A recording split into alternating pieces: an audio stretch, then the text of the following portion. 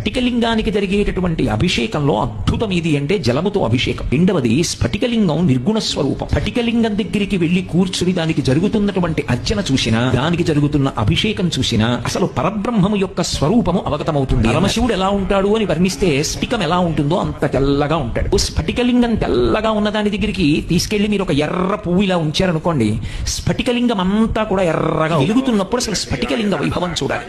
అప్పటికి సూర్యోదయం అవదు. అవనప్పుడు ఆ స్ఫటికలింగం కాంతు ఈదుతుంది అంతరాలయం అంతా. మిగిలిన ఏ శివలింగం దగ్గర అలా చేయరు. ఒక్క స్ఫటికలింగాన్ని ఆరాధన చేస్తే అలా చెయ్యమని శాస్త్రం. అసలు ఈ సృష్టి ఆవిర్భావమునందు వెలిసినటువంటి లింగము ఏది ఉన్నదో అది స్ఫటికలింగము. స్ఫటికలింగం అంటే ఆయన తప్ప వేరొకటి లేదు. ఈ సృష్టి అంతా ఆయనే, ఆయన తప్ప వేరొకటి లేదు. కాబట్టి ఆయనకి స్థాణుహు అని ఒక పేరు. స్థాణుహు అంటే కదలలేనివాడు అని కాదు, కదలడానికి చోటు లేనివాడు. ఆయన ఈ బ్రహ్మాండమంతా ఆవరించిపోయాడు. ఈ బ్రహ్మాండమే ఒక శివలింగ స్వరూపం.